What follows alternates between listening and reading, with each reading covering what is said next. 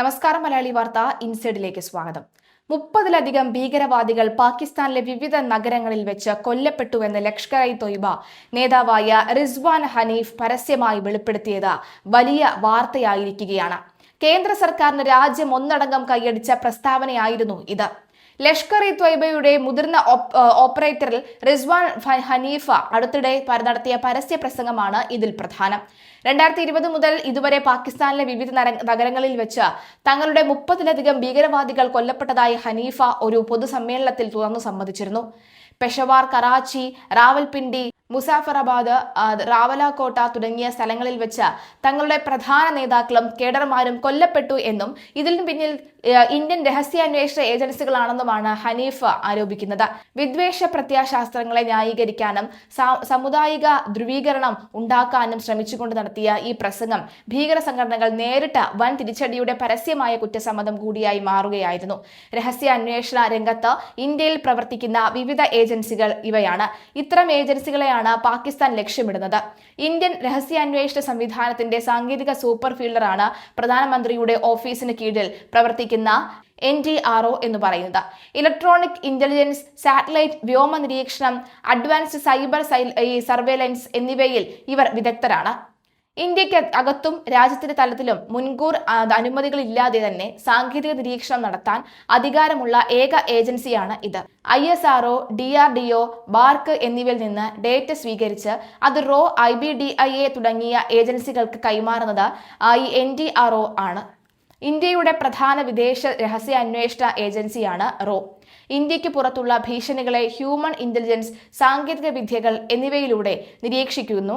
വ്യോമ നിരീക്ഷണത്തിനായി aviation research centre, സാങ്കേതിക നിരീക്ഷണത്തിനായി electronic and technical service, radio research centre എന്നിവ പ്രവർത്തിക്കുന്നു. മാത്രവുമല്ല, ഇന്ത്യക്കകത്ത് ഓപ്പറേഷൻ നടത്തണമെങ്കിൽ IB, കേന്ദ്ര ആഭ്യന്തര മന്ത്രാലയം എന്നിവയുടെ മുൻകൂർ അനുമതി നിർബന്ധമാണ്. വിദേശ മണ്ണിൽ അതീവ രഹസ്യ സൈനിക ദൗത്യങ്ങൾ നടപ്പാക്കാൻ സ്വന്തമായി പ്രത്യേക സേനയുള്ള ഏക സിവിലിയൻ ഏജൻസിയാണ് RAW. ഇവർ പ്രതിരോധ മന്ത്രാലയത്തിന് കീഴിലല്ല, മറിച്ച് പ്രധാനമന്ത്രിയുടെ ഓഫീസിനും ക്യാബിനറ്റ് സെക്രട്ടേറിയറ്റിനുമാണ് നേരിട്ട് റിപ്പോർട്ട് ചെയ്യേണ്ടത്. ഇന്ത്യയുടെ ആഭ്യന്തര സുരക്ഷയും കൗണ്ടർ ഇന്റലിജൻസും ഉറപ്പാക്കുന്ന പ്രധാന ഏജൻസിയാണ് IB. രാജ്യത്തിനകത്തുള്ള തീവ്രവാദ നീക്കങ്ങൾ, ചാരപ്രവർത്തനങ്ങൾ, ക്രമസമാധാനം എന്നിവ നിരീക്ഷിക്കുന്നു. രാജ്യത്തിനുള്ളിലാണ് പ്രധാന പ്രവർത്തനമെങ്കിലും RAW, ക്യാബിനറ്റ് സെക്രട്ടേറിയറ്റ്, വിദേശകാര്യ മന്ത്രാലയം എന്നിവയുടെ മുൻകൂർ അനുമതിയോടെ വിദേശ രാജ്യങ്ങളിലും ഓപ്പറേഷൻ ഏകോപിപ്പിക്കാൻ IBക്ക് അധികാരമുണ്ട്. ഡിഫൻസ് ഇന്റലിജൻസ് ഏജൻസിയാണ് മറ്റൊന്ന്. ഇത് കര, നാവിക, വ്യോമസേനകളുടെ ഇന്റലിജൻസ് വിഭാഗങ്ങളെ ഏകോപിപ്പിക്കുന്നു. അതിർത്തി കടന്നുള്ള ഭീകരവാദത്തെ തടയാൻ ഇവർ ആർമി, BSF, CRPF, ITBC അതുപോലെ തന്നെ SSB എന്നിവയുമായി ചേർന്ന് പ്രവർത്തിക്കുന്നു. ഭീകരവാദ ഫണ്ടിംഗ്, കള്ളപ്പണം വെളുപ്പിക്കൽ എന്നിവ തടയാൻ കേന്ദ്ര ധനകാര്യ മന്ത്രാലയത്തിന് കീഴിൽ ഇവർ ഒത്തുകൂടുകയും enforcement directorate, financial intelligence unit, CEIB, DRI സമാഹരിച്ച AIA, CBI എന്നിവർക്ക് കൈമാറുന്നത് ഇവരാണ്. ഇന്ത്യൻ രഹസ്യാന്വേഷണ ശൃംഖലയുടെ പ്രവർത്തനം കൃത്യമായ ഘട്ടങ്ങളിലൂടെയും ഏകോപനങ്ങളിലൂടെയുമാണ് പൂർത്തിയാക്കുന്നത്. ഇവർക്ക് വിവരശേഖരണം നടത്തും. ഇങ്ങനെയാണ് സാങ്കേതിക വിദ്യ ഉപയോഗിച്ച് ഈ NTRO, അതുപോലെ തന്നെ ARC, ETS എന്നിവരും ഹ്യൂമൻ ചാരന്മാർ വഴിയോ RAW, IB എന്നിവരും വിവരങ്ങൾ ശേഖരിക്കുന്നു. തുടർന്ന് ഏകോപനം. ശേഖരിച്ച വിവരങ്ങൾ നാഷണൽ സെക്യൂരിറ്റി കൗൺസിൽ സെക്രട്ടേറിയറ്റിന് കൈമാറുന്നു. ദേശീയ സുരക്ഷാ ഉപദേഷ്ടാക്കൾ, ക്യാബിനറ്റ് സെക്രട്ടറി, RAW തലവൻ, IB ഡയറക്ടർ തുടങ്ങിയവർ അടങ്ങുന്ന ഈ സ്ട്രാറ്റജിക് പോളിസി ഗ്രൂപ്പ് ഇത് വിശകലനം ചെയ്യുന്നു. ഓപ്പറേഷൻ എക്സിക്യൂഷൻ വിശകലനം ചെയ്ത് വിവരങ്ങളുടെ അടിസ്ഥാനത്തിൽ ഭീഷണി ആഭ്യന്തരമാണെങ്കിൽ NIA, CBI, എക്സിക്യൂട്ടീവ് ഏജൻസികൾ, സംസ്ഥാന ATS എന്നിവർ നടപടിയെടുക്കുന്നു. വിദേശ മണ്ണിലെ സുരക്ഷാ ഭീഷണികളാണെങ്കിൽ കൗണ്ടർ ടെററിസം ദൗത്യങ്ങളിലൂടെയും തന്ത്രപരമായ നീക്കങ്ങളിലൂടെയും അത് നിർവീര്യമാക്കുന്നു. ഓപ്പറേഷൻ സിന്ദൂർ, ഓപ്പറേഷൻ ശക്തി തുടങ്ങിയ അതീവ സുപ്രധാനവും സങ്കീർണവുമായ പ്രതിസന്ധികളുടെ ഘട്ടത്തിൽ ക്യാബിനറ്റ് കമ്മിറ്റി ഓൺ സെക്യൂരിറ്റിയാണ് അന്തിമ തീരുമാനങ്ങളെടുക്കുന്നത്.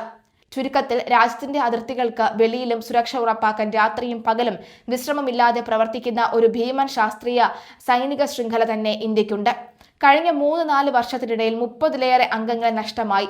പാകിസ്ഥാനിലും പാക് അധിനിവേശ കശ്മീരിലും വെച്ചാണ് ലഷ്കർ സംഘത്തിൽപ്പെട്ടവർ കൊല്ലപ്പെട്ടത്. പ്രധാനമായും പെഷവാർ, കറാച്ചി, റാവൽപിണ്ടി, റാവൽകോട്ട, മുസാഫിർബാദ് എന്നിവിടങ്ങളിലുള്ളവരെയാണ് ലഷ്കറിന് നഷ്ടമായത്.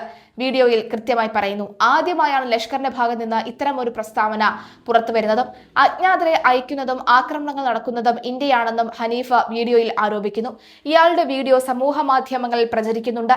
പാക് അധിനിവേശ കശ്മീരിൽ തങ്ങളുടെ പ്രവർത്തനങ്ങൾക്ക് സമാധാനത്തോടെയും ശാന്തതയോടുകൂടിയും ജീവിക്കാൻ സാധിക്കുന്നില്ല എന്നും ഇന്ത്യൻ ഏജൻസികൾ തങ്ങളുടെ ആളുകളെ വധിക്കുകയാണ് എന്നും ഹനീഫ് അവകാശപ്പെട്ടു. ഭീകരർ കൊല്ലപ്പെട്ടതിനെ പരാമർശിക്കുമ്പോൾ മറ്റ് മതവിഭാഗങ്ങൾ ലക്ഷ്യമിട്ട് അങ്ങേയറ്റം വിദ്വേഷകരവും പ്രകോപനകരവുമായ പ്രവർത്തനങ്ങളും ഇയാൾ നടത്തിയിട്ടുണ്ട്. കേവലം മതവിശ്വാസത്തിന്റെ പേരിലാണ് തങ്ങൾ ലക്ഷ്യമിട്ടത് എന്നും വരുത്തി തീർക്കാനാണ് ഭീകര സംഘടന ഇതിലൂടെ ശ്രമിക്കുന്നത്. 80കളുടെ അവസാനത്തിൽ ഹാഫിസ് മുഹമ്മദ് സയ്യിദ്, സഫർ ഇക്ബാൽ, അബ്ദുള്ള അസം എന്നിവർ ചേർന്നാണ് ലഷ്കർ-ഇ-തൊയ്ബ രൂപീകരിച്ചത്. സോവിയറ്റ് അഫ്ഗാൻ യുദ്ധകാലത്ത് രൂപം കൊണ്ട ഈ സംഘടന പിന്നീട് ജമ്മു കാശ്മീരിലേക്ക് ശ്രദ്ധ കേന്ദ്രീകരിക്കുകയായിരുന്നു. നിലവിൽ ഇന്ത്യ, അമേരിക്ക ഉൾപ്പെടെയുള്ള രാജ്യങ്ങളും ഐക്യരാഷ്ട്രസഭയും ലഷ്കർ-ഇ-തൊയ്ബയും ഭീകര സംഘടനയായി പ്രവർത്തിച്ചിട്ടുണ്ട്. 1980കളുടെ അവസാനത്തിൽ ഹാഫിസ് മുഹമ്മദ് സയ്യിദ്, സഫർ ഇക്ബാൽ, അബ്ദുള്ള അസം എന്നിവർ ചേർന്നാണ് ലഷ്കർ-ഇ-തൊയ്ബ സ്ഥാപിച്ചത്. പാകിസ്ഥാനിലെ മുർദ്കെ ആസ്ഥാനമായി പ്രവർത്തിച്ചിരുന്ന ഈ മർക്കസ് ഉദ്വ വൽ ഇർഷാദ് എന്ന മത സാമൂഹിക സംഘടനകളുടെ സൈനിക വിഭാഗമായാണ് ലഷ്കർ രൂപം കൊണ്ടത്. 1989 സോവിയറ്റ് സൈന്യം അഫ്ഗാനിസ്ഥാൻ വിട്ടതോടെ ലഷ്കർ തങ്ങളുടെ ശ്രദ്ധ ജമ്മു കാശ്മീരിലേക്ക് മാറ്റുകയായിരുന്നു. എന്തായാലും ഈ പുതിയ വീഡിയോയെ കുറിച്ച് കേന്ദ്രം അതീവ ചർച്ച നടത്തിക്കൊണ്ടിരിക്കുകയാണ്. ഇന്ത്യയെ ലക്ഷ്യം വെച്ച് ഭൗമ നിരീക്ഷണ ഉപഗ്രഹ ശൃംഖല പാകിസ്ഥാൻ വിപുലീകരിച്ചതായി റിപ്പോർട്ടുകളുണ്ട്. 2025 മുതൽ 2026 ജൂൺ വരെയുള്ള കാലയളവിൽ മാത്രം 6 ഉപഗ്രഹങ്ങളാണ് പാകിസ്ഥാൻ വിക്ഷേപിച്ചത്.